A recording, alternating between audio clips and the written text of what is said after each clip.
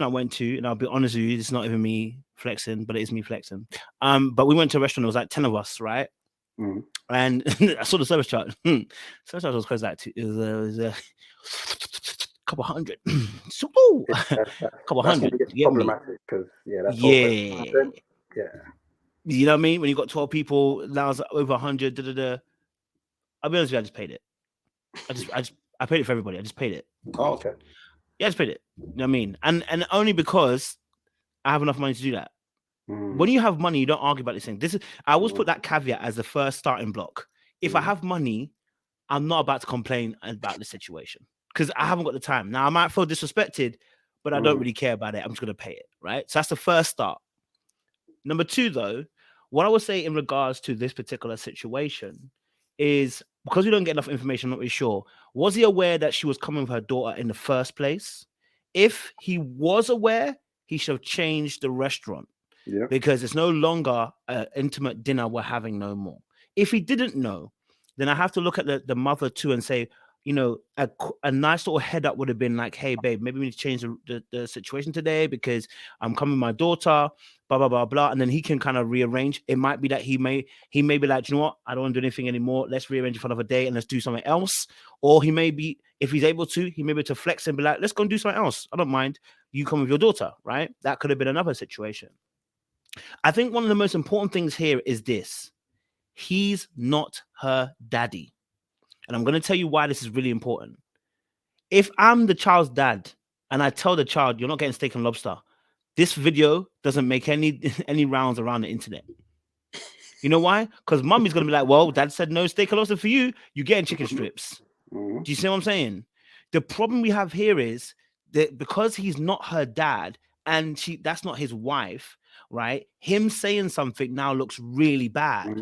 It looks really bad. It's like, oh my God, like, but the reality is he's not her father. So now when he does say, no, you're getting chicken strips, it's like, da-da-da. So there's now a dilemma between the two people because, and I'm going to come to the embarrassment after, but you touched on a good point there as well, embarrassment as well.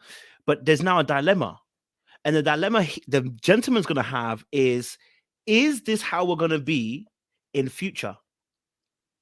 Is it that whenever I say anything about your child, if I feel like it's not the correct thing to do, will you always check me? Because if that's the case, we're not working as a team and you've separated yourself as wife, as woman and child, and we don't actually have a team together. At that point, he has a consideration for himself to think, yo, is this the type of relationship I actually want to be in? Not that she's bad, but she has a separate mindset to actually us being a team. So he may have to look at that, you know, and consider that point as well. The other side of it also being that, you know, she may have thought that she knows her daughter very, very well, you know, and her daughter likes what her daughter likes. Fair enough. You know, I understand. But again, because he's not her dad, him saying you can't have the lobster and the steak looks really, really bad, right? Now you're actually right, bro. I think me personally, I would have kept quiet at that moment, right? I think this would have been, and I think this is a principle both men and women need to utilize in future, right? Now we didn't at that point in time. A light pushback would have been good, and then after that, if she says she wants steak and lobster, you get steak and lobster, right? Because it would have been like, hey, you not think it's better for her to get the chicken strips? Mom says no. All right, cool. Let's get a steak and lobster then. We'll grab a steak and lobster. And you make a little joke of it. And if you don't finish, I'm going to finish it for you. You know what I'm saying? You make a little joke of it and you keep it light and you keep it moving. And you enjoy your date, right? And then if it's still bothering you after the date, you wait till you're one-on-one with her, whether it's that same day or whether it's another day, and you give her a call or whatever and just say, hey, look, from my perspective, this is how I saw things. You know what I mean? Like, I didn't think that she needed a particular thing, and this is what it means to me. Just so that you explain it carefully, you know, so that the person understands where you're coming from. Similar to you, bro. I think I've told a story to the audience. They already know about story. When I came out from Ghana, I told them about the experience I had in Ghana. That I went somewhere. I went to like a lounge, and there was a girl that I knew that was from Ghana, and she got there before me, basically, right? She came with a friend. I didn't even know she was coming with a friend. You know what I mean? I didn't even know you were coming with a friend, and it was going to be a bunch of us anyway coming. And I said, yeah, sure. If you want to come along, not a problem at all. You know, come through. We get to the lounge. Obviously, now she's already ordered 2 seashas. I didn't even know this, bro. Ordered 2 seashas already before I even get there, bro. Yeah. And obviously, then her friend's there. And you know, I know when someone's trying to game me. Yeah, because you do some stuff that is out of character.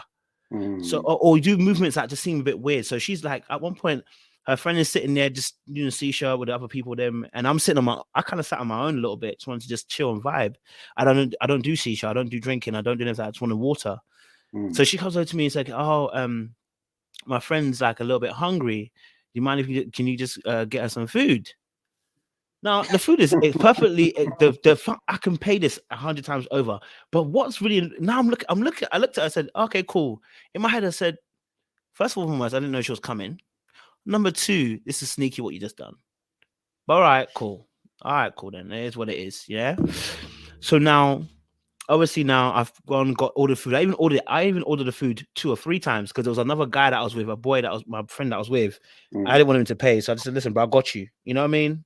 I'm gonna order food so you can eat as well. No problem. Everyone ate nice. But when I go to pay for the bill as we're leaving, I've ordered an Uber so we can get to our next place. I've gone to pay for the bill. I remember I didn't know the shisha was gonna be because I didn't know. You know, I get to the bill and the guy said, "This is this and this price." I said, "Wait, what?" And I always carry cash on me as well, so I was like, I'm counting the cash. I'm like, but the food was this amount. It's almost double. Why? I said, what's on the bill? And he said, there's 2 shishas on the bill. I said, what do you mean 2 shishas on the bill? Did you see me smoking shisha? He said, no, the young lady said, do you pay for it? Wow. And I said, wait, what? I said, okay, here's the money. Get quiet. Got into the Uber. I'm stewing. I'm like, you think you can take me for a mug? But you know what? I have to wait for the right time. So we get to our destination. I get out of the Uber. And as we're about to go into a club, I just kind of pull out and said, hey, can I just talk to you really quickly?